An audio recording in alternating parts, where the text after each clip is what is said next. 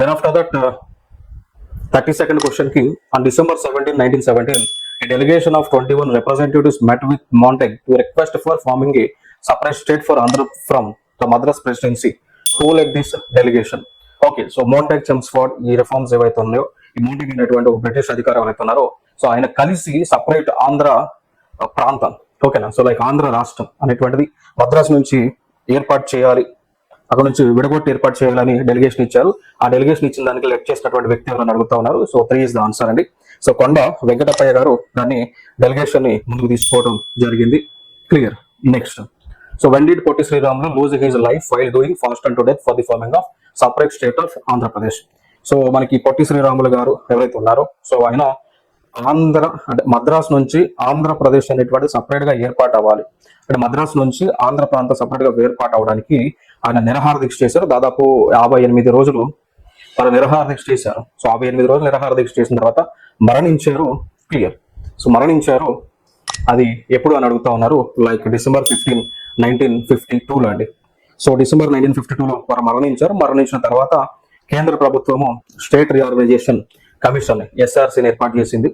State reorganisation commission. So SRC ఏర్పాటు చేసిన తర్వాత దాని తర్వాత కొన్ని కంపెనీస్ ఏర్పాటు చేసిన తర్వాత అల్టిమేట్ గా ఆ కంపెనీస్ యొక్క తీర్పు, అంటే ఆ కంపెనీస్ యొక్క రిపోర్ట్ అవుట్కమ్ ఏంటి అంటే, అవుట్కమ్ ఏమి ఇచ్చారు అంటే simple thing. So states should be formed on linguistic basis. So భాషా ప్రాతిపదికన రాష్ట్రాలు అనేటువంటి ఏర్పాటు అవ్వాలి అని చెప్పేసి ఆ కమిటీస్ అనేటువంటిది రిపోర్ట్ సబ్మిట్ చేశాయి. సో దాన్ని బేస్ చేసుకొని ఈ భాషా ప్రాతిపదికన అంటే లింగ్విస్టిక్ బేసిస్ లో రాష్ట్రాలన్నీ విడగొట్టారు. అట్లా విడగొట్టినటువంటి రాష్ట్రం కూడా మొట్టమొదటి రాష్ట్రం ఆంధ్రప్రదేశ్. ఓకేనంటే ఆంధ్ర రాష్ట్రం. సో ఆంధ్ర రాష్ట్రం అనేటువంటిది మొట్టమొదటిగా భాషా ప్రాతిపదికన విడదీసినటువంటి రాష్ట్రం. సరే, అది అట్లా విడగొట్టడానికి కారణం ఎవరు అంటే పొట్టి శ్రీరాములు గారు చేసినటువంటి నిరాహార దీక్ష. మనం 58 రోజులు చేసిన తర్వాత మరణించారు December 15, 1952 సంవత్సరంలో. క్లియర్.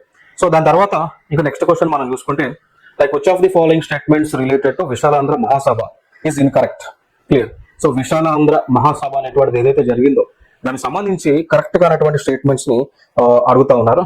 సో కరెక్ట్ కానటువంటివి అంటే తప్పు అనేటువంటివి అడుగుతా ఉన్నారు. Like it was established in November 1949. అవును.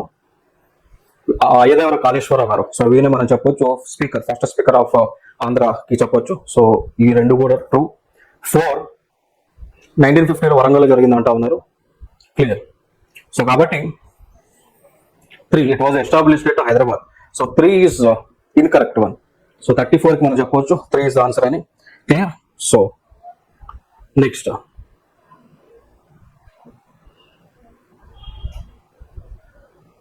Question, which of the following is not one of the reasons for beginning of Telangana movement in 1969?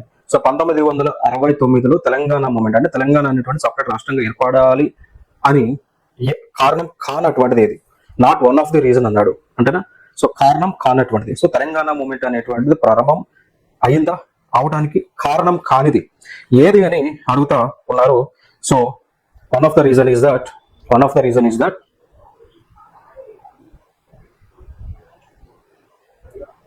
Okay, like so we can directly go for 4.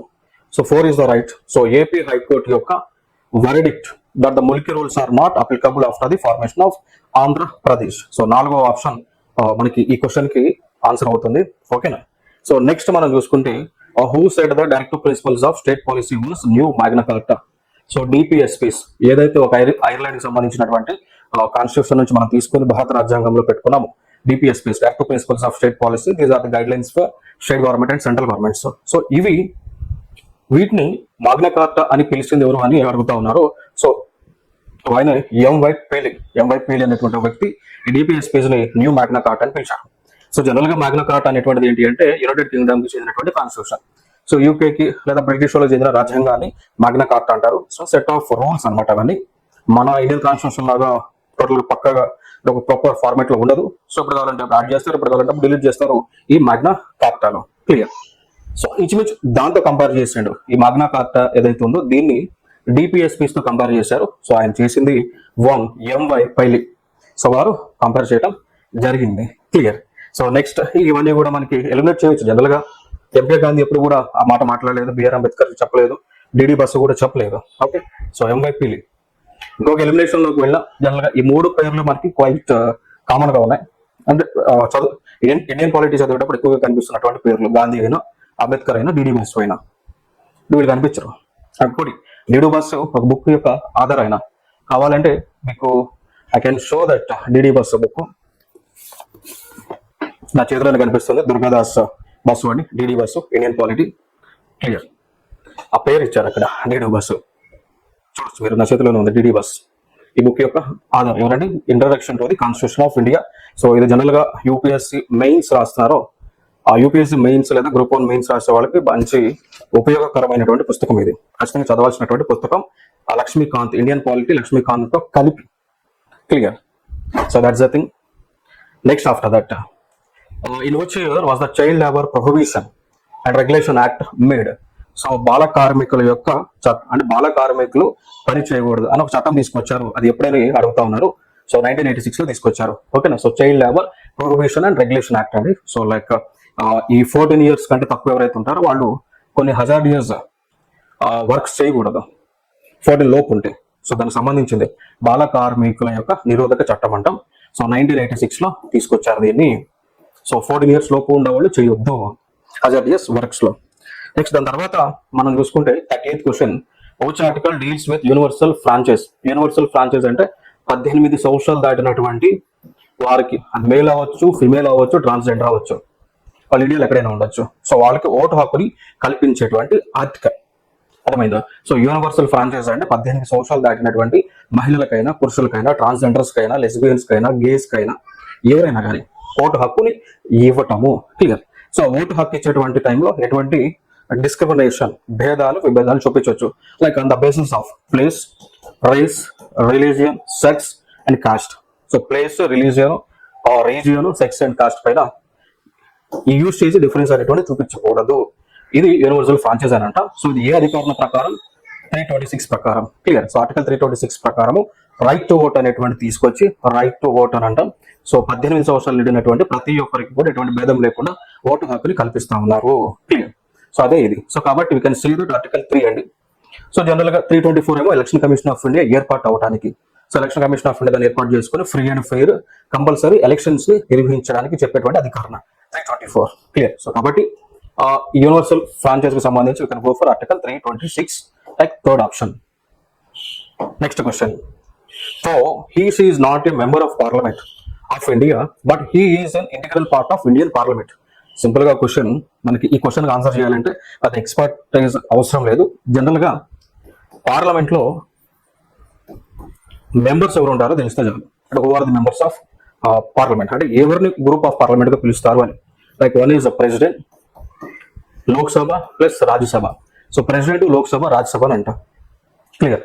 So president of ఇండియాకి లోక్సభలోను రాజ్యసభలోను membership అవసరం లేదు. అంటే member of parliament కానప్పటికీ కూడా parliament లో integral గా ఉంటారు. ఎవరు అడుగుతా ఉన్నారు? ఇంటిగ్రల్ గా ఉండేది ప్రెసిడెంట్ అనమాట. So 3 is the answer.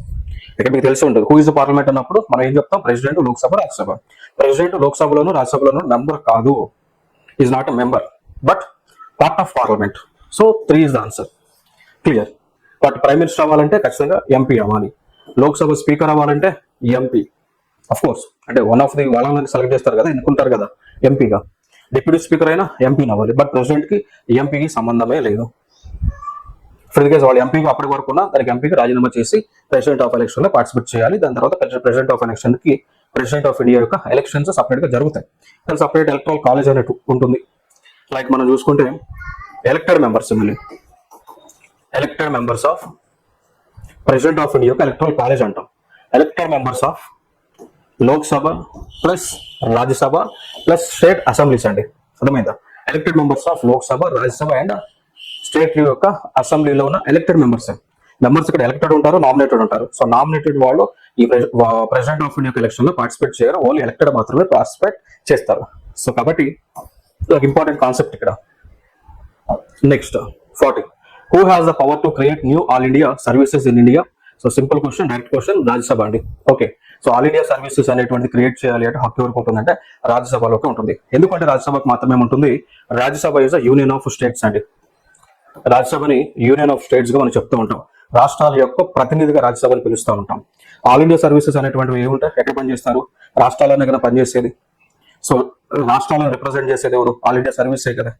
కాబట్టి ఈ రాష్ట్రాల యొక్క ప్రతినిధి ఎవరు? రాజ్యసభ. కాబట్టి so we can say that all India service create చేయాలంటే చేయాల్సిన బాధ్యత రాజ్యసభకి ఉంటుందన్నమాట. So 4 is the answer. Next 41 question, వచ్చి supreme court judge introduced public interest litigation అంటాం. సో పిల్ అనేటువంటిది ఎవరు ఇంట్రడ్యూస్ చేశారంటే PN Bhagwati. So PN Bhagwati garu public interest litigation ని క్రియేట్ చేశారు. ఇది ఇండియన్ కాన్స్టిట్యూషన్ లో లేదు. క్లియర్. సో పిల్ అనేటువంటిది, సో పిల్ పబ్లిక్ ఇంట్రెస్ట్ లిటిగేషన్ అనేటువంటిది మనకి ఇండియన్ కాన్స్టిట్యూషన్ లో లేదు అండి. క్లియర్. బట్ జనరల్ గా ఇది యునైటెడ్ స్టేట్స్ ఆఫ్ అమెరికాలో ఉంది, యుఎస్ఏ లో ఉంది. సో కాబట్టి దాన్ని మనం కాపీ కొట్టుకొని ఇక్కడ ఇండియాలో పెట్టుకున్నాం. ఇంత తప్ప ఇండియన్ కాన్స్టిట్యూషన్ లో లేదు. బట్ ఇంట్రడ్యూస్ చేసింది మాత్రం P N Bhagwati. Clear. Next, the first Indian state which established Lokayukta in 1971. So 1971 లో ఫస్ట్ లోకాయుక్తాని ఏర్పాటు చేసినటువంటి రాష్ట్రం ఏది అని అంటా ఉన్నారు? 3 మహారాష్ట్ర. లోకాయుక్త లోక్పాల్ ఏవైతే ఉన్నాయో సో అట్లా లోకాయుక్తాన్ని ఏర్పాటు చేసింది మహారాష్ట్రలో 3. Next, so which is the best measure of A countries economic growth. ఒక దేశం యొక్క ఆర్థిక వ్యవస్థ ఏ విధంగా డెవలప్ అవుతుంది అని చెప్పడానికి దేని ప్రాతిపదికన మనం తీసుకుంటాము అంటే we call it as GDP, gross domestic product అంటాం. సో గ్రాస్ డొమెస్టిక్ ప్రొడక్ట్ అంటే ఒక దేశంలో లేదా ఒక టెరిటరీలో ఎంత మేర గూడ్స్ అండ్ సర్వీస్ ప్రొడ్యూస్ అయినాయి, ఎక్కడికి 1 year కి, ఎక్కడ 1 టెరిటరీలో. జీడిపి అంటే the goods and services produced in a territory for 1 year. So దాన్ని జీడిపి అంటాం. సో జీడిపి బేస్ చేసుకొని ఆ దేశము ఆర్థిక పరంగా ఏ స్థానంలో ఉంది, ఎట్లా పురోగతి చెందుతుందో చెప్తుంటాం. సో కాబట్టి we can say that GDP 4 is the answer. But national income అని అడిగినప్పుడు we can go for GNP. Further గా పోతే డిప్రిసియేషన్ తీయాలి అంటే ఎన్ఎన్పి అనొచ్చు. ఇది per capita income. But economic growth చెప్పాలి అంటే always we can go for GDP, gross domestic product, GDP అంటాం. Next after that 45th. So in India the liberal industrial policy was adopted in which year? 1991. మీరు చదివి ఉంటారు Indian ఎకానమీలో LPG reforms చదివి ఉంటారు. So LPG reforms 1991 లో తీసుకొచ్చారు. LPG అంటే liberalisation, privatisation, globalisation. Liberalisation, privatisation, globalisation 1991 లో తీసుకొచ్చారు. ఇండియన్ ఎకానమీలో చదువు ఉంటారు. ఈ ఎల్పిజి రిఫార్మ్స్ తీసుకురావడానికి ముఖ్యమైనటువంటి వ్యక్తులు ఒకటి పివి నరసింహారావు ప్రైమ్ మినిస్టర్, ఒకటి పివి నరసింహారావు గారు ప్రైమ్ మినిస్టర్. అప్పుడు ఉన్నటువంటి ఫినాన్స్ మినిస్టర్ ఎవరండి? మన్మోహన్ సింగ్ ఎంఎంఎస్. అర్థమైందా? సో ఈయన పివి నరసింహారావు, సింగ్. దీన్ని రావ్ సింగ్ ఫార్ములా అని పిలుస్తారు. సో ఎల్పిజి రిఫార్మ్స్ ని రావ్ సింగ్ ఫార్ములా అని కూడా పిలుస్తారు. క్లియర్. సో దాన్ని బట్టి చెప్పొచ్చు కదా. 45 answer 2 is the answer. Next 46 కి open market operations for buy or sales and purchase of. Clear. So open market operations అనేటువంటివి రిజర్వ్ బ్యాంక్ ఆఫ్ ఇండియా చేస్తుందా? అది ఎవరికి సంబంధించింది? గవర్నమెంట్ ఆఫ్ ఇండియా యొక్క సెక్యూరిటీకి సంబంధించింది. సో గవర్నమెంట్ ఆఫ్ ఇండియా యొక్క bonds ఏవైతే ఉంటుందో అది రిజర్వ్ బ్యాంక్ ఆఫ్ ఇండియా అమ్మి పెడతా ఉంటుంది. ఆ గవర్నమెంట్ కి చెందినటువంటి బాండ్స్ ని అమ్మి పెట్టేది, ఆ ప్రాసెస్ ఏమంటామంటే ఓపెన్ మార్కెట్ ఆపరేషన్స్ అంటాం. ఎవరు చేస్తా ఉన్నారు? ఆర్బీఐ చేస్తా ఉంది. ఎవరివి? Government securities. So 3 is the answer. 46 question కి ఆన్సర్ వచ్చేసి 3 అండి. Clear. Next question. So devaluation of rupee in India was the first introduced in which year? So devaluation of రూపీని అంటే డెవల్యూషన్ అంటే రూపీ యొక్క వాల్యూని తగ్గించి రావటం. అంటే లైక్ ఇంటర్నేషనల్ మార్కెట్స్ లో ఉన్న వాళ్ళ కరెన్సీతో ఇండియా కరెన్సీని కంపేర్ చేస్తూ డిమాండ్ అండ్ సప్లైని బేస్ చేసుకొని తగ్గించడం, పెంచేటువంటి కార్యక్రమం చేస్తూ ఉంటారు రూపీని. సో దాన్ని ఆ డివాల్యూషన్ ఆఫ్ రూపీని అంటే రూపీ యొక్క వాల్యూని తగ్గించేది కార్యక్రమము 1966 లో government of India ministry of finance ఆధ్వర్యంలో తీసుకొచ్చారు. సో అక్కడ నుంచి ప్రతిసారి కూడా రూపీ వాల్యూ తగ్గించుకుంటూ వస్తారు, కొన్నిసార్లు పెంచుతారు, ఇట్లా చేస్తా ఉన్నారు. అది depends upon demand and supply అనేటువంటి మార్కెట్ ఫోర్సెస్ బేస్ చేసుకొని. క్లియర్. సో ఇది ఇక్కడ important. Next question. So during a period of inflation prices should. So ద్రవ్యోల్బణం సంక్రమించినప్పుడు ప్రైజెస్ వస్తువుల యొక్క రేట్లు ఏ విధంగా ఉంటాయి? పెరుగుతాయా తగ్గుతాయా? ద్రవ్యోల్బణం సంభవించినప్పుడు వస్తువుల యొక్క రేట్లు పెరుగుతాయా తగ్గుతాయా? ఇంక్రీజెస్. సో ఇన్ఫ్లేషన్ యొక్క రేట్ అనేటువంటిది పెరుగుతుంది. ఇన్ఫ్లేషన్ యొక్క రేట్స్ అనేటువంటివి ఏం జరుగుతాయి? పెరుగుతాయి. Clear. So increase and decrease. Next increase అవుతాయి. సో ద్రవ్యోల్బణం వచ్చినప్పుడు రేట్లు పెరుగుతాయి. సో రేట్లు పెరిగినప్పుడు గవర్నమెంట్ ఏం చేస్తుంది అంటే కొన్ని పాలసీలను ఫాలో అవుతుంటుంది. దాన్ని కంప్రెషనరీ మెకానిజం అంటాం, లేదా కాంట్రాక్షన్ అంటాం. కాంట్రాక్షనరీ పాలసీ అని ఉంటుంది. మీరు రిజర్వ్ బ్యాంక్ ఆఫ్ ఇండియా గురించి చదివినప్పుడు దాంట్లో ఎక్స్పాన్షనరీ, కాంట్రాక్షనరీ పాలసీస్ అని ఉంటాయి. సో ఇన్ఫ్లేషన్ వచ్చినప్పుడు ఈ కాంట్రాక్షనరీ పాలసీ కింద ప్రజల దగ్గర ఉన్నటువంటి ధనాన్ని వెనక్కి తీసుకుంటారు. సో దానికి కూడా కొన్ని పాలసీ రేట్స్ ఉంటాయి. రెపో రేట్, ఎస్ఎల్ఆర్, ఇవన్నీ రేట్స్ పెంచుతారు government, reserve bank of India. So already మీరు ఇండియన్ ఎకానమీలో చదువుంటారు కాబట్టి I'm not going to give detail explanation. Clear? So right, direct answer. So inflation జరిగినప్పుడు ప్రైసెస్ ఏమవుతాయి? ఇంక్రీజ్ అవుతాయి. గవర్నమెంట్ ఏం చేస్తుంది? ఇన్ఫ్లేషన్ పెరిగినప్పుడు ప్రైసెస్ తగ్గించేటువంటి కార్యక్రమాలు చేస్తే అది one of the thing contractionary policy mechanism. Clear? Next after that 49, which committee was constituted for reforms in tax structure అండి. సో ట్యాక్స్ స్ట్రక్చర్ ఏదైతే ఉందో, సో ట్యాక్స్ స్ట్రక్చర్ లో రిఫార్మ్స్ తీసుకురావడానికి ఏ కమిటీని ఏర్పాటు చేశారు అంటే చెల్లై కమిటీని. 3 ఇస్ ద ఆన్సర్. ఓకేనా? సో ట్యాక్స్ కి సంబంధించింది చెల్లై కమిటీ. సో అంటే ట్యాక్స్ పెంచాలా తగ్గించాలా అంటే ట్యాక్స్ మనకు 2 టైప్స్ ఉంటాయి, రెగ్రెసివ్ ట్యాక్స్ అని, ప్రోగ్రెసివ్ ట్యాక్స్ అని. రెగ్రెసివ్ ట్యాక్స్, ప్రోగ్రెసివ్ ట్యాక్స్, 2 మెకానిజమ్స్ ఉంటాయి. సో అది ఎట్లా ఫాలో అవ్వాలి ఇండియాలో అనేటువంటి దాన్ని ఫైండ్ అవుట్ చేయడానికి ఈ చెల్లయ్య కమిటీని వేశారు. క్లియర్? నెక్స్ట్ ఇప్పుడు ఇటీవల కూడా మనం చూస్తా ఉన్నాం ట్యాక్స్ సంబంధించి జిఎస్టీ న్యూస్ లో ఉంది. 5 and 12% స్లాబ్స్ మెయింటైన్ చేస్తూ ఉన్నారు. So recent second generation GST reforms అని తీసుకొస్తా ఉన్నారు కదా. ఆ పాయింట్ ఆఫ్ వ్యూలో న్యూస్, అది జిఎస్టీ న్యూస్ లో ఉంది కాబట్టి దాని పాయింట్ ఆఫ్ వ్యూలో క్వశ్చన్ అడిగారు. Clear? So 3 is the answer. 49 కి 3. నెక్స్ట్ 50 కి, in which part of Indian constitution can GST be found? Even మనకు తెలుసు జిఎస్టీ అనేటువంటిది 1st July 2017 లో తీసుకొచ్చారు. సో ఇది ఒక ఇండైరెక్ట్ ట్యాక్స్ అండి. జిఎస్టీ అనేటువంటిది ఇండైరెక్ట్ ట్యాక్స్. సో ఇది తీసుకురావడానికి ఇండియన్ కాన్స్టిట్యూషన్ లో 101 కాన్స్టిట్యూషనల్ అమెండ్మెంట్ యాక్ట్ అనేటువంటి తీసుకొచ్చి ఒక ఆర్టికల్ ని పొందుపరిచారు ఇండియన్ కాన్స్టిట్యూషన్ లో. ఆ ఆర్టికల్ ఏది అని అడుగుతా ఉన్నారు. ఓకేనా? సో ఆర్టికల్ ఏది అని అడుగుతా ఉన్నారు. So we can say that article number 12A of article 366 అండి. ఓకేనా? So 366 article. సో 50 కి ఆన్సర్ 1. 50 కి ఆన్సర్ వచ్చేసి 1. Next question 51, financial responsibility and budget management act అంటాం. సో ఇది FRBM యాక్ట్ 2003 అని అంటాం. So 3 is answer. So general గా FRBM యాక్ట్ అనేటువంటిది ఏంటి అంటే, ఒక రాష్ట్రం కానీ దేశము కానీ అప్పులు ఆ జీడిపి పర్సెంటేజ్ లో ఎంతవరకు ఉండాలనేటువంటి పెట్టుకుంటారు dead line. Like for example FRBM act ప్రకారము ఒక దేశము లేదా ఒక రాష్ట్రం యొక్క అప్పుల పర్సెంట్ వారి యొక్క జీడిపిలో 3.5% ఆఫ్ జీడిపి వరకు ఉండొచ్చు. ఇట్లా ఉండొచ్చు అని చెప్పేది FRBM యాక్ట్ అనమాట. ఓకే, సో 2003లో దాన్ని తీసుకురావడం జరిగింది. Next 52, the balance of payments account records the inflow of foreign exchange on. So general గా బ్యాలెన్స్ ఆఫ్ పేమెంట్స్ లో కరెన్సీ యొక్క ఇన్ఫ్లోని ఎక్కడ యాడ్ చేస్తారని అడుగుతున్నారు. బ్యాలెన్స్ ఆఫ్ పేమెంట్స్ అంటే ఏంటి? ఇక్కడ జనరల్ గా ఇంపోర్ట్స్ ఎక్స్పోర్ట్స్ యొక్క రికార్డు, ఎగుమతులు దిగుమతుల యొక్క రికార్డు, ఇంపోర్ట్స్ అండ్ ఎక్స్పోర్ట్స్ యొక్క record.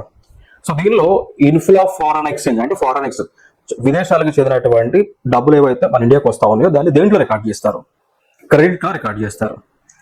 Okay, so 2 is the answer. Credit లో రికార్డ్ చేస్తారు. అదే అవుట్ ఫ్లో అనుకోండి, డబ్బులు మన దగ్గర నుంచి బయటకు వెళ్తా ఉన్నాయి, అది డెబిట్ అవుతుంది మన ఖాతా నుంచి. బ్యాలెన్స్ ఆఫ్ పేమెంట్స్ అనేటువంటి ఒక ఫారెన్ ఎక్స్చేంజ్ ఖాతా నుంచి డబ్బులు అవుట్ ఫ్లో వెళ్తే డెబిట్ అవుతాయి.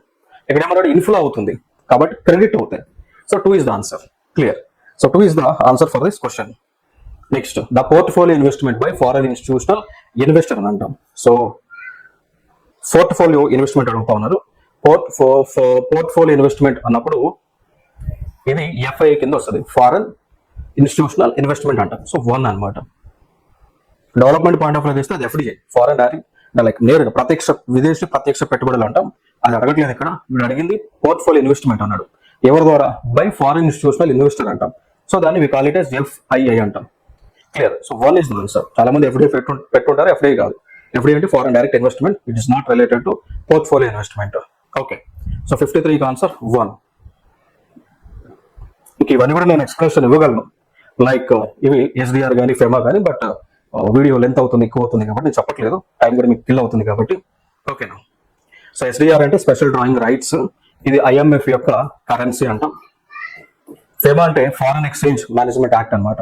అంటే లైక్ ఈ black money white money conversion ఉంటుందా, సో అవన్నీ కూడా ఫెమా చట్టంలోకి వస్తాయి అనమాట. Clear? Next, blue revolution is related to simple question fish అండి. సో బ్లూ రెవల్యూషన్ ఫిష్ కి సంబంధించింది. ఆయిల్ సీడ్స్ ఏమో ఎల్లో రెవల్యూషన్, మిల్క్ ఏమో వైట్ రెవల్యూషన్, మటన్ ఏమో రెడ్ రెవల్యూషన్. క్లియర్? మటన్ ఏమో రెడ్ రెవల్యూషన్ కి కన్సిడర్ కింద చేస్తాం. నెక్స్ట్, MS స్వామినాథన్ ఎవరు? Father of green revolution. MS Swaminathan father of green revolution, చనిపోయారు ఇటీవల ఆయన. The percentage of agriculture land is very high in all the following states. So అంటే agriculture land అనేటువంటిది అతి తక్కువగా ఉన్నటువంటి రాష్ట్రం ఏది అని అడుగుతా ఉన్నారు. సిక్కిం అండి. సిక్కింలో ల్యాండ్ తక్కువ, మిగిలినన్ని కూడా చాలా ఎక్కువ. ఇప్పుడు ఫర్ ఎగ్జాంపుల్ తీసుకోండి, గ్రీన్ రెవల్యూషన్ ఫస్ట్ గా ఇన్స్టల్ గా తీసుకొచ్చింది ఇక్కడ యూపీ, హర్యానా, పంజాబ్ కదా. సో హరిత విప్లవం అనేటువంటిది మొట్టమొదటిసారిగా ఏ రాష్ట్రాల్లో తీసుకొచ్చారు? యూపీ, హర్యానా, పంజాబ్. ఎందుకు తీసుకొచ్చారు? ల్యాండ్ ఎక్కువ ఉంది కాబట్టి. అక్కడ తీసుకురాలేదు కదా, అట్లా ఎలిమినేట్ చేసి చెప్పవచ్చు. సో 1 is the ఆన్సర్ ఈ క్వశ్చన్ కి. Which is the biggest enterprise of the government of India? So government of ఇండియాకి సంబంధించిన బిగ్గెస్ట్ కంపెనీ ఏది, ఎంటర్ప్రైజ్ ఏది? రైల్వేస్. సో చాలా ఎక్కువ రెవెన్యూని జనరేట్ చేస్తుంది. ఈవెన్ మనం చెప్పవచ్చు రైల్వేస్ కి సపరేట్ బడ్జెట్ ఉండేది. గతంలో రైల్వేస్ కి సపరేట్ బడ్జెట్ ఉండేది, ఇప్పుడు ఏ బడ్జెట్ లేదు. నా we don't have any budget, clear. But పెద్దదైతే రైల్వేస్ అనమాట. Next, the wildlife crime control bureau in India was established in. So ఇక్కడ మనం చూసుకుంటే ఈ వైల్డ్ లైఫ్ క్రైమ్ కంట్రోల్ బ్యూరోని 2007లో ఇండియాలో ఎస్టాబ్లిష్ చేశారు. 2007లో ఇండియాలో ఎస్టాబ్లిష్ చేశారు. 58, 59. Which national park is famous for conservation of Indian rhinoceros? ఈ ఇండియన్ రైనోసరస్ ని ఒంటె కొమ్ము కలిగినటువంటి ఖడ్గ మృగం అంటాం. సో జనరల్ గా ఇది మనకి ఎక్కడ ఉంటుందంటే కాజీరంగా నేషనల్ పార్క్ లో ఉంటుంది, లైక్ అస్సాంలో ఉంటుంది. So 3 is the answer. So ఒంటె కొమ్ము కలిగినటువంటి ఖడ్గమృగాలు సాధారణంగా కాజీరంగా నేషనల్ పార్క్ అస్సాంలో ఎక్కువగా ఉంటాయి కాబట్టి 3 is the ఆన్సర్. క్లియర్. ఇవి ఎక్కడంటే గిర్, గుజరాత్ లో ఉంటుంది. దీంట్లో ఏషియాటిక్ లయన్స్ ని ప్రొటెక్ట్ చేస్తారు. ఏషియాటిక్ లయన్స్ ని ప్రొటెక్ట్ చేస్తారు. బండిపూర్ నేషనల్ పార్క్ వచ్చి కర్ణాటకలో ఉంటుంది. సుందర్బన్ నేషనల్ పార్క్ వచ్చి వెస్ట్ బెంగాల్లో ఉంటుంది. Places important. 60. The government led initiative in India that provides a secure online platform to store and share digital documents. Simple question, DigiLocker. So DigiLocker use చేసి మన documents ని share చేయడానికి వీలు ఉంటుంది అండి. ఓకేనా? So DigiLocker 3 is the answer. 61. The government of India initiative that helps users identify and remove malicious software and botnets from their devices. Clear. So ఇక్కడ Indian government ఏం చేసింది అంటే ఒక యాంటీవైరస్ తీసుకొచ్చింది. ఇండియన్ గవర్నమెంట్ వచ్చి ఒక యాంటీవైరస్ తీసుకొచ్చింది. ఆ యాంటీవైరస్ ఏదని అడుగుతా ఉన్నారు, అదే సైబర్ స్వచ్ఛత కేంద్ర.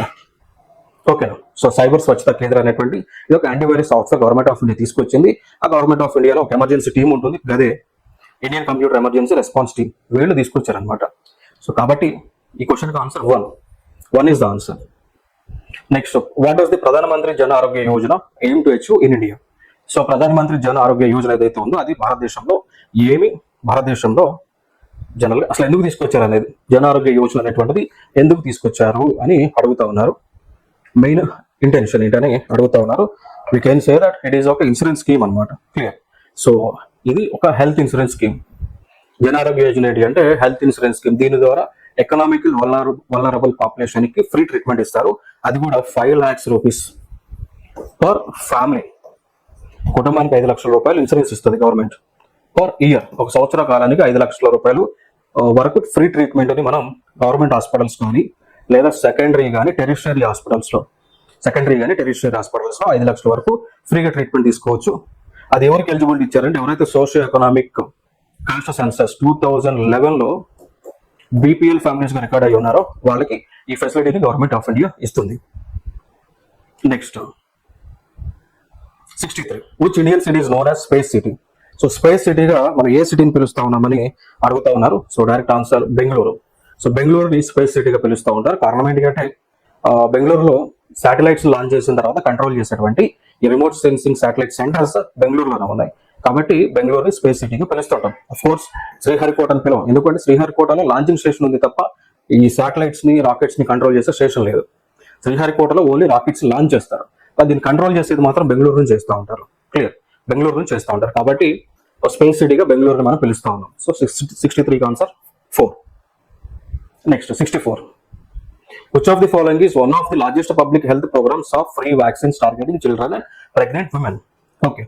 సో లైక్ భారతదేశంలో కాదు ప్రపంచ దేశంలో కూడా ఫ్రీ వ్యాక్సిన్స్ ని పిల్లలకు ప్రెగ్నెంట్ ఉమెన్ కి ఇచ్చేటువంటి ప్రోగ్రామ్ ఏది అని అడుగుతా ఉన్నారు. లైక్ అదే universal immunisation programme. Clear. So universal immunisation programme. So second is the answer. ఓకేనా? సో దీని ద్వారానే మిషన్ ఈ ప్రోగ్రామ్ ద్వారా యూనివర్సల్ ఇమ్యునైజేషన్ ప్రోగ్రామ్ ద్వారా మిషన్ ఇంద్రధనుష్ అనేటువంటిది లాంచ్ చేసి దాని ద్వారా 7 వ్యాధులకు ఫ్రీగా టీకాలను గవర్నమెంట్ ఇస్తుంది. 7 డిసీజెస్ కి లైక్ టెటనస్ అనో, పింకాఫ్ అనో, డిఫ్తీరియా అనో, సో అట్లా 7 రకాల వ్యాధులకు ఉచితంగా గవర్నమెంట్ ఆఫ్ ఇండియా టీకాలను ఇస్తూ ఉంది. క్లియర్.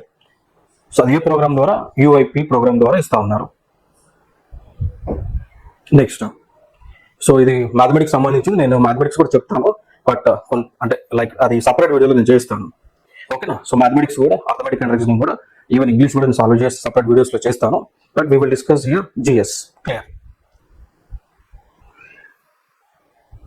సో ఇవన్నీ కూడా ఇక్కడ స్కిప్ చేస్తాం. You can go for GS. నేను అథమెటిక్ అండ్ రీజనింగ్ సపరేట్ వీడియోలో డిస్కస్ చేస్తాం.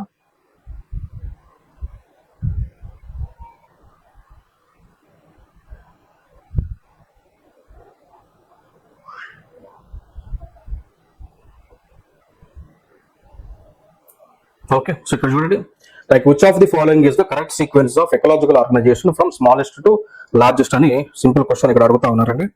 ఓకేనా? Clear. So which of the following is the correct sequence of ecological organisation from చిన్న నుంచి స్మాల్. సో చిన్న నుంచి పెద్దకి, స్మాల్ నుంచి లార్జెస్ట్, అంటే చిన్న నుంచి పెద్దకి ఫైండ్ అవుట్ చేయాలి.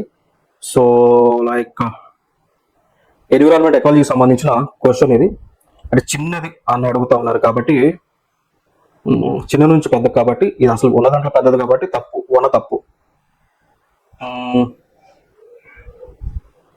కమ్యూనిటీ కాదు, పాపులేషన్ కాదు. సో 2 ఇస్ ద ఆన్సర్ అండి. చిన్న నుంచి పెద్దకి అంటున్నారు.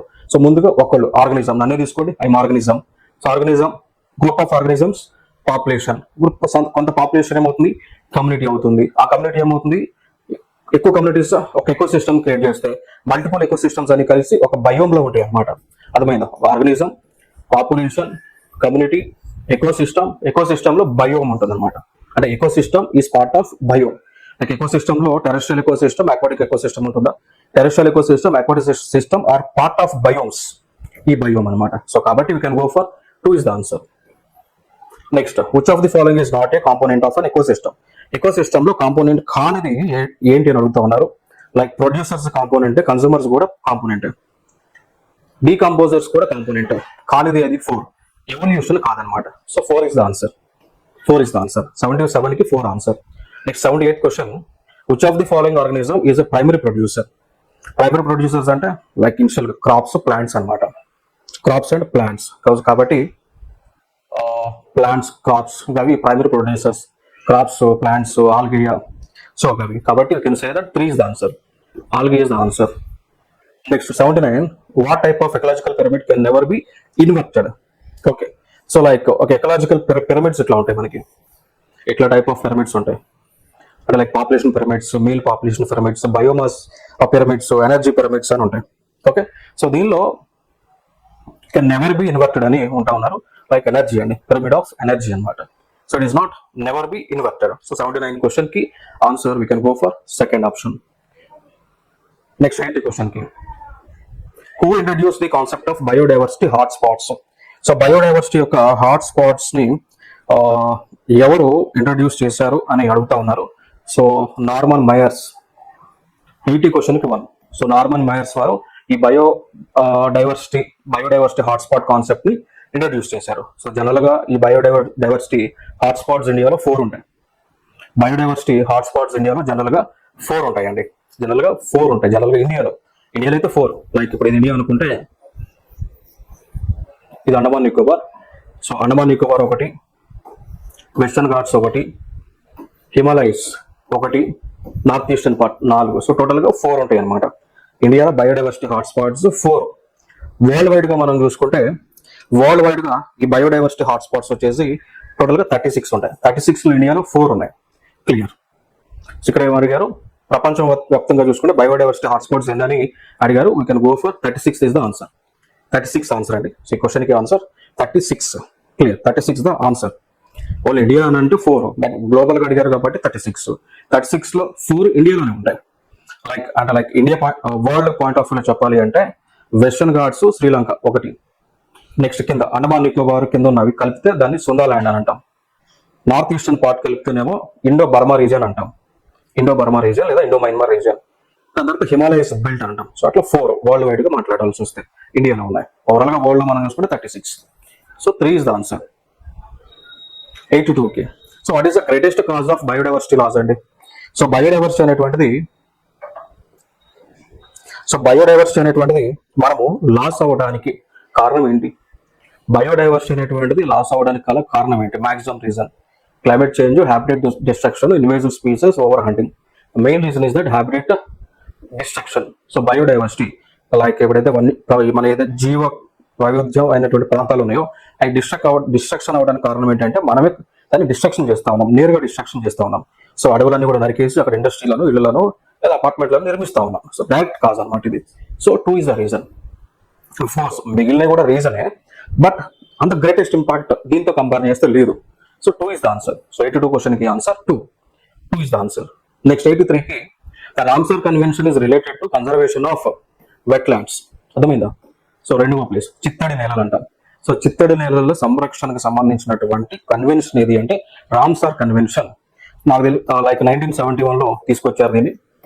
1971లో ఈ రామ్సార్ కన్వెన్షన్ అనేటువంటిది వచ్చిందనమాట. జనరల్ గా రామ్సార్ అనేటువంటిది ఇరాన్ దేశంలో ఒక ప్లేస్. ఇరాన్ దేశంలో ఒక ప్రపంచ దేశాలకు చెందినటువంటి ప్రతినిధులంతా కూడా కూర్చొని ప్రపంచ దేశాల్లో ఉన్నటువంటి వెట్లాండ్స్ ని, దాని చిత్తడి నేలలను ప్రొడక్ట్ చేయడానికి మీటింగ్ పెట్టుకున్నారు. So meeting Ramsar convention. దీనికి సంబంధించి వెట్లాండ్ కి సంబంధించింది. So 2 is the answer.